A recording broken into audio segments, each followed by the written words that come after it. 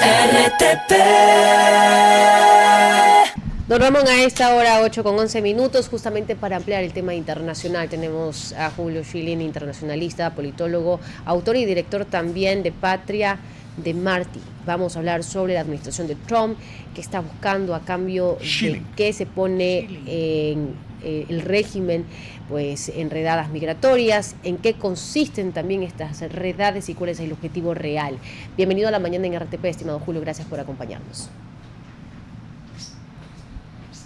Hola, un placer estar con ustedes y muchas gracias por la invitación. Gracias a usted, sobre todo por acompañarnos a hablar sobre este tema. Yo hace poco ponía sobre la mesa algo que salía en medios, sobre todo en Twitter, de una supuesta separación de Greg Bovino como parte de este grupo especializado en hacer estas redadas migratorias. Tal vez esto, si usted tenga conocimiento, si es algo confirmado o si viene como parte también de una rectificación de lo que se ha dicho en las últimas horas en cuanto a las muertes suscitadas en medio de estas redadas por parte de la Casa Blanca.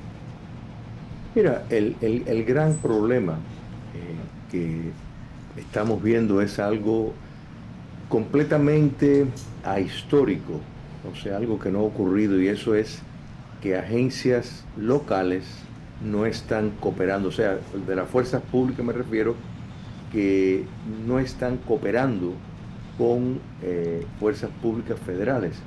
Normalmente siempre hay una cooperación entre ambas fuerzas y eso no lo estamos viendo en determinadas ciudades y determinados estados donde hay alcaldes y gobernadores de la izquierda.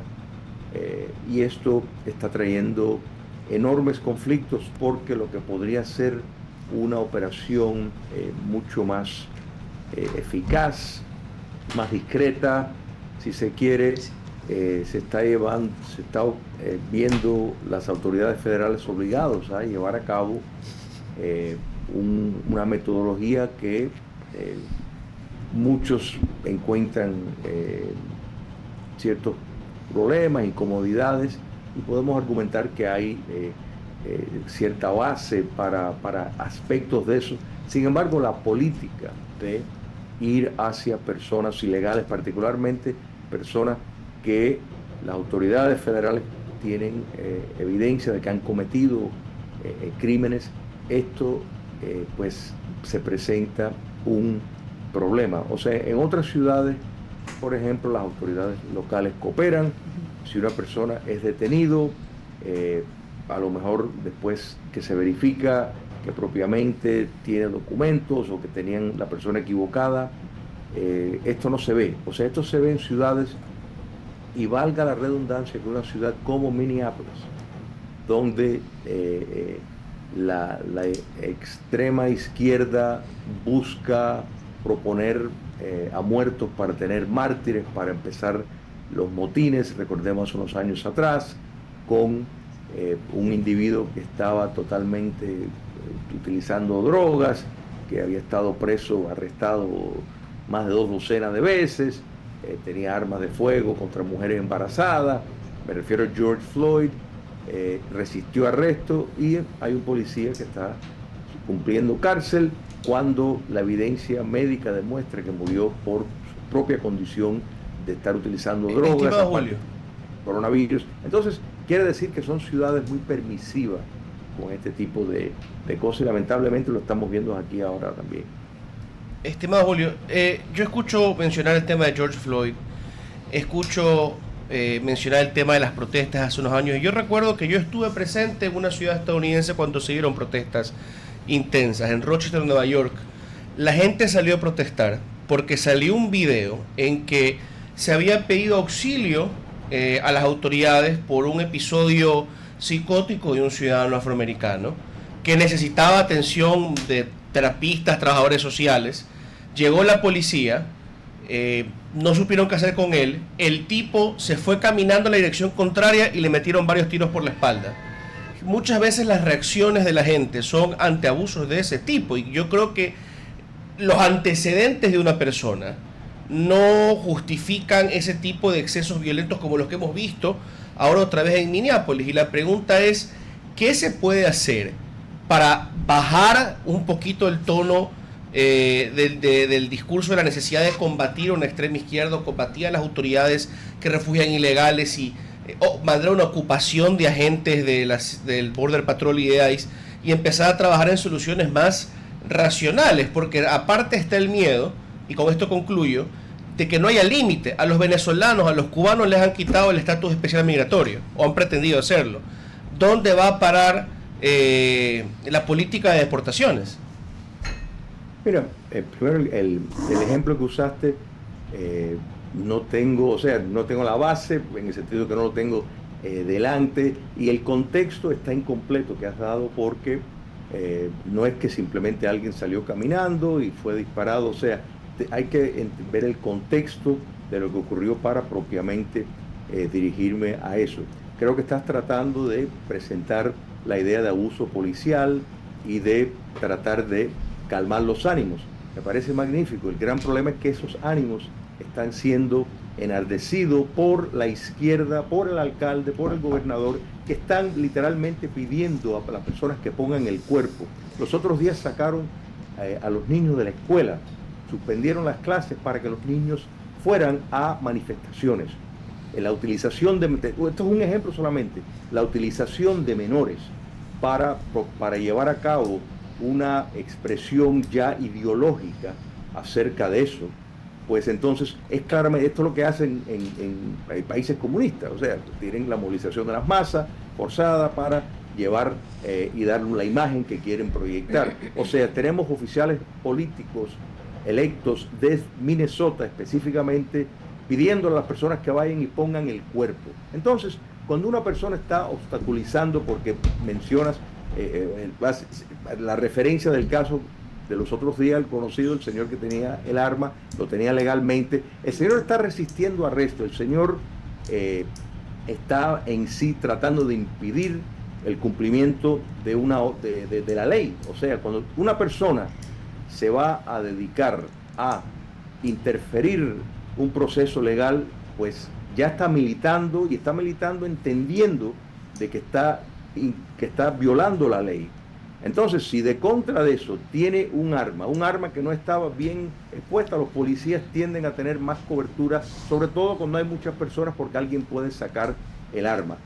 Ante esa situación es muy difícil porque no es un mito o algo impreciso, es verdad que hay oficiales que han sido atacados, oficiales que han sido disparados. Pero estimado Julio, yo creo que es importante hay que reconocer el contexto completo de lo que ocurrió, y empezando por el hecho de que no están cooperando bajo órdenes específicas las autoridades de las fuerzas públicas en esta ciudad, de no cooperar con las fuerzas federales. Yo creo que hay tres cosas que hay que puntualizar, estimado Julio, en el debate que tenemos acá. El primero es: ¿cuál es el deber de un alcalde como el señor Jacob Frey o de un gobernador como el señor Tim Walz cuando la ciudadanía le pide que hagan algo para que saquen a estos operativos? En los homenajes, por ejemplo, que se han hecho a las dos personas que murieron, René Guri y Alex Preddy, en eventos deportivos, la gente ha gritado, miles de personas fuera de ICE, hay manifestaciones con decenas de miles de personas en Minneapolis pidiendo esto. Aparte, ¿cómo calificar a Jacob Frey y a Tim Walz como extrema izquierda? Porque para mí extrema izquierda es el señor Ortega, dictador en Nicaragua. Para mí extrema izquierda es el señor Maduro, preso en Nueva York. Extrema izquierda es el señor Díaz-Canel, dictador en Cuba. Extrema izquierda no es un demócrata, que lo mucho puede ser un progre. Y finalmente, ellos ¿a qué responden para mí? Y aquí viene el condumio de la pregunta. Responden a un operativo que tiene vicios políticos. ¿Y por qué me sostengo en eso? Porque acaban de sacar al señor Bovino, el comandante de este operativo hasta hace poco, con las fuerzas del Border Patrol, y lo mandan a California, y la prensa lo reporta como una reprimenda. El gobierno de Trump no estaría mandando una reprimenda al señor Bovino si no hubiera algo excesivo en el operativo. Primero, la percepción de tener apoyo popular es una percepción personal tuya, que no se ajusta a la realidad, porque yo también te puedo dar encuestas de personas que viven en Minnesota, que están cansados de los niveles de crimen, de la tolerancia de los políticos acerca de este tipo de movimientos. Y extrema izquierda no solo es a los dictadores que tú has mencionado. El neomarxismo es que me imagino que lo entiendes, lo que es los preceptos de teoría crítica de la raza, la ideología de género, es en la forma en que en estados democráticos, en países democráticos, se está promoviendo el marxismo. Entonces, tanto el alcalde Frey como el gobernador Walz abrazan el neomarxismo, de modo de que son categóricamente dentro de la esquema de la izquierda extrema, porque no abrazan estas nociones que son desprendimientos del marxismo del Colegio de Frankfurt, que buscan la promoción en las escuelas, en las instituciones del Estado. Así que están sirviendo lo que la contradicción en términos de llamar progresivo, o sea, están abogando por doctrinas que en vez de ser progresistas son regresivas. Así que yo creo que es una discrepancia de percepción que está sometiendo el concepto del neomarxismo, que si se entiende lo que es, pues claramente el alcalde Frey es entre la extrema izquierda y el señor Walz es dentro de la extrema izquierda. Esa es la aclaración. Pero justamente podemos seguir nosotros hablando de la manera en que el exalcalde Eric Adams estaba siempre a favor de no dejar que el ICE entre a la ciudad y que no realmente capture, porque obviamente Nueva York es una ciudad santuario. Vimos al nuevo alcalde, Mamdani, que primeramente habló sobre está creando guarderías para los inmigrantes, pero al mismo tiempo se reunió con Trump. Entonces, ¿qué va a suceder? Donde Nueva York realmente su base general en sí, económica, es manejada por inmigrantes. Mira, aquí el gran problema es una percepción falsa que de alguna manera ustedes están haciendo de la inmigración es una fuerza monolítica, y no es el caso. Hay muchísimos inmigrantes legales que están completamente apuestos, en contra, mejor dicho, de una política de inmigración ilegal, porque la alza en crimen, la competencia por fondos públicos, les resta a ellos seguridad y les resta a ellos asistencia social. Entonces, Donald Trump ganó el voto hispano en los Estados Unidos directamente refiriendo a que iba a resolver el problema de la inmigración ilegal. Entonces, se está enviando un mensaje falso, equiparar como que todos los inmigrantes, eso es un estereotipo medio xenofónico, racista, pensar que todos hablan de una manera monolítica, y no es cierto. Tenemos ciudades como Chicago, por ejemplo, que en el corto tiempo que estuvo la Guardia Nacional y las fuerzas públicas federales, el crimen bajó un 30%. En la ciudad de Washington, D.C., el crimen ha bajado un 92%. Entonces, cuando Eric Adams al fin decide abrir y cooperar con las fuerzas federales, fue en vista de que ya Nueva York se estaba convirtiendo fuera de control con las cosas que estaban ocurriendo en espacios públicos, porque el espacio público es de todos los ciudadanos. Y ponte a pensar lo que quiere decir el nombre, que un nombre suena muy bonito, ciudad santuario, ¿no? ¿Verdad? Como si es un espacio de libertad. No, estamos hablando de básicamente espacios donde se va a proteger personas que han cometido, que han violado la ley, que han entrado ilegalmente. Entonces, eso presenta un serio problema para la base del Estado de Derecho. Sobre todo cuando el argumento no, que si están pidiendo asilo político. Muchas personas que vienen de democracias que están pidiendo asilo político, pues están desnaturalizando el concepto de la solicitud de asilo político. Entonces, tenemos que volver al principio de que todos estamos a favor del debido proceso, todos estamos a favor de tener una inmigración legal, pero la inmigración legal es precisamente eso, o sea, un sistema ordenado, algo que todo país tiene, y aunque queda más claro cuando alguien viene huyendo de Venezuela, de Cuba, de Nicaragua, de una dictadura, es más claro el pronunciamiento, pero hay personas que están pidiendo, que están cruzando la frontera y piden asilo y vienen, repito, de países democráticos. Entonces es una base un poco complicada, porque bajo ese pretexto hay ciudades en los Estados Unidos que los niveles de crímenes son tan altos que calificarían para pedir asilo en otros países si van a alegar de la extrema violencia de ganga. Chicago es un caso en punto, por ejemplo. Usted ha citado el neomarxismo y me pregunto si realmente lo que requiere Estados Unidos es una reforma cultural o una reforma en la distribución de la economía, donde hay distorsiones muy serias en la economía norteamericana, siendo aún la líder de esta. Bueno, o sea, yo creo que no se debe equiparar. Yo creo que estás tocando dos puntos diferentes. No, es que usted está del lado de la antípoda del capitalismo. Usted ha sentado a los otros como neomarxistas. Para mí, el gobernador de... No, pero es que... Solo termino y usted continúa con todo. Usted ubica en el neomarxismo a los dos ciudadanos que citó, al gobernador y al alcalde de ese estado y de esa ciudad. Y yo me pregunto, ¿serán realmente neomarxistas o tienen la línea demócrata que es más socialdemócrata liberal? No, la socialdemocracia es una cosa completamente diferente. No tiene nada que ver con el socialismo. Yo creo que hay una confusión de conceptos. No hay, porque yo, al igual que usted, estudio eso y si lo intento es poner la pregunta, o sea, dígame, Estados Unidos quizás necesita una reforma cultural para comprender su preeconomía. Esa es la gran pregunta. Mira, la pregunta primero, la revolución cultural que hemos estado viendo, que gracias a Dios se está revirtiendo, no está atado al sistema económico. Esa es una excusa que lo dan los viejos marxistas.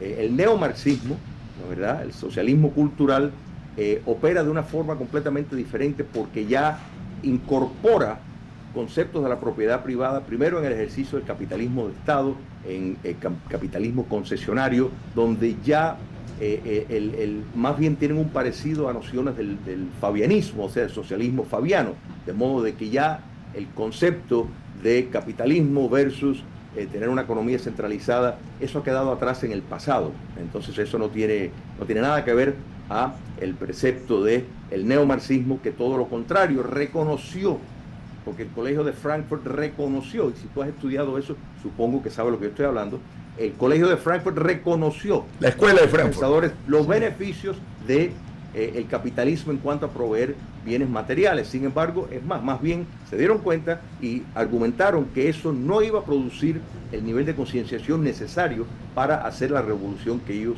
buscaban. Entonces, eso es un punto.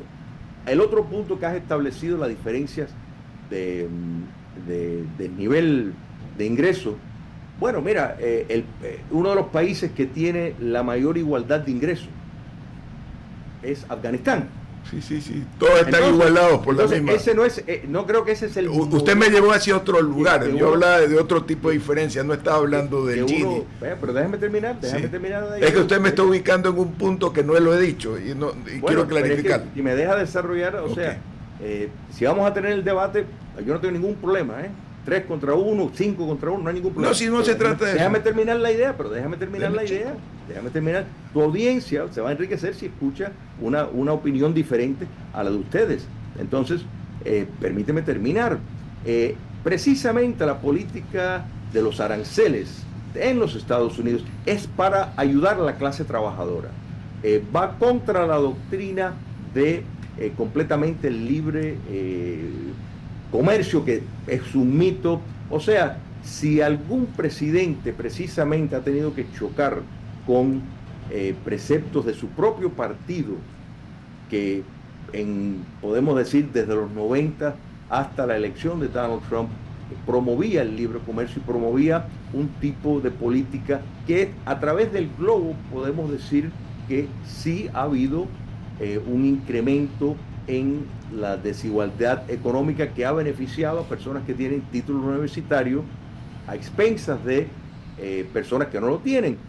El traslado de la riqueza, por ejemplo, a China comunista, con un sector de no solo la manufactura, de determinados empleos que se han ido de los Estados Unidos y del Occidente a China, a la India y otros países. Los aranceles buscan reindustrializar los Estados Unidos, precisamente con la idea de ayudar los sueldos. La inmigración ilegal es otro punto que también suprime los salarios. O sea, esa preocupación que supongo que están detrás de esa observación que usted ha hecho de que si hay determinados niveles de desigualdad en el ingreso, en parte la inmigración ilegal suprime y castiga, suprime los salarios y castiga a obreros legales estadounidenses, particularmente estadounidenses negros e hispanos, que de pronto van a ganar menos porque hay alguien que sin documentos en los Estados Unidos ilegalmente le van a pagar un salario miserable. O sea que esto busca remediar, y yo creo que hay enormes terrenos de ajuste. No era nuestro ánimo polemizar con usted, simplemente plantear preguntas. Tranquilo, yo disfruto. Nosotros también, es nuestro trabajo, es nuestro job. Un abrazo y un gran día, tenemos que ir a comerciales. Que esté bien, placer, hasta luego. RTP